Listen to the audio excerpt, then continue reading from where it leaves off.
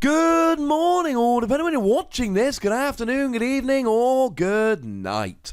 My name is Ross, and as always told, Out of Voice Radio. So today, we're going to be looking at a redonkulously good Wobbuffet, which is going to make its way into so many decks. And if any of you are thinking, hang on a second, Wassy, you're uploading quite a few videos this weekend, aren't you? Yes, I am. Because the official Pokemon website in Japan unveiled the new set and a bunch of promos on the same weekend the World Championship started. Frankly, ladies and gentlemen, this is a very busy weekend for me. But given that the videos seem popular and people seem to be liking them, I say we just roll with it. Now, I did translate this using Google Translate, but then I hit up the lovely David Hochmann, Mr. Appleman TCG himself, just to get confirmation that it does in fact do what we did in fact think that it did. I hope that makes sense. It is a basic Pokemon, which is good, because this is one you are going to want to tech into a whole bunch of decks. It's got 110 HP, which HP-wise, it's there with something like a Tapu Koko. It's not amazing, it's not terrible, it's fine, it's roughly what we might expect. It's got a retreat cost of 2, which I'm going to be honest, kind of sucks and is kind of awkward. And it's got a weakness to Psychic, which, if the amount of Garbodor running around at the World Championships this weekend is anything to go by, that's not ideal. 3 items, Garbodor got you. But then again, you're a Psychic type yourself, so you get to hit weakness on a bunch of stuff like Garbodor and Buzzwole as well, so that could be worse. And if you do go into the expanded format, you have got Dimension Valley, which will reduce your attack cost by 1. Which is always good. And then you got stuff like Morty and Spell Tag. I'll pop links to those videos in the description so you can go check them out if you feel so inclined. So what's so good about Wobbuffet? Well, what's so good about Wobbuffet is the ability. We like the ability, ladies and gentlemen. The ability is good. The ability says, as long as this Pokemon is on your bench, Prism Star Pokemon cannot use attacks and do not have abilities. Now, this seems very, very, very much like it is all Prism Star Pokemon, both yours and your opponent's. So essentially, and many of you probably will make the same connection I have here, it's Spiritomb. But instead of turning off Ace Specs, it turns off Prism Stars. No attacks, no abilities. Essentially, A-Spec Pokemon become cards. Now, they don't become completely pointless. Something like a Zoroark that does more damage for the amount of Pokemon that you've got on the field will do an extra 20 damage because you've got a Prism Star on the bench. But they don't do anything other than literally just being a Pokemon on the field. This is absolutely brilliant, and this will be an incredibly useful tech against a whole bunch of decks. This will shut decks down. So, if we look at some of the common Prism Star Pokemon, we've got to start with by far the most commonly played one. It's Diancie Prism Star. Now, Diancie Prism Star, it doesn't attack, right? I mean, I'm sure somebody at some point has attacked with Diancie Prism Star, but let's be honest with you, it doesn't attack. It's not going to attack.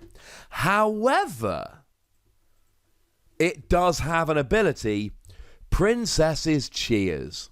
Gonna be honest, I did not know that's what the ability was called, but that's what it is called, and it means that your attacks of fighting Pokemon do an extra 20 more, and that sees a whole bunch of play with Buzzwole and Lycanroc. It is good to the point that any fighting deck, or indeed deck that includes more than 1 or 2 fighting Pokemon, heck, maybe even only 2 fighting Pokemon including Diancie, has to play this, and it hits the numbers. So in a previous video today, we talked about the non-GX or baby Buzzwole, hey Nick, and we talked about the fact that it does 30 damage, and then if you add a Beast Energy on, because unfortunately Strong Energy has rotated, but if you add a Beast Energy on, you're going up to 60. That is absolutely fine if you want to be KOing something like a Ralts. But if you find yourself against something like a Trubbish, for argument's sake, which has 70 HP, well, you're out of luck. You ain't doing enough damage. That's where something like this comes in. And there's a million different examples. Let's say, for argument's sake, you've got a Lycanroc with 200 HP, and you're against a Buzzwole who attaches a choice band so that Knuckle Impact does 190. Well, with a Diancie Prism Star, they go up to 210 and get the KO. Without it, they're stuck at 190, and they don't get the KO. Turning off Diancie Prism Star is huge. But it's not just Diancie Prism Star. I've been a big fan of Duskmane Necrozma decks, and they use Solgaleo Prism Star to accelerate a bunch of energy in the early game. It's the reason why you can have so much energy on Pokemon that take so much energy, and then take advantage of that, and it's awesome. Then you take that away, you take away that attack, and what can your opponent do? Well, okay, Registeel. But there is a huge difference between Registeel and Solgaleo Prism Star. As a Duskmane Necrozma player on a number of occasions, I play Registeel for those games where Solgaleo Prism Star is prized. Well, when Wobbuffet's on the field, every game is one of those games. It is absolutely over the top good against so many decks. And here's the thing, right? It's not just now.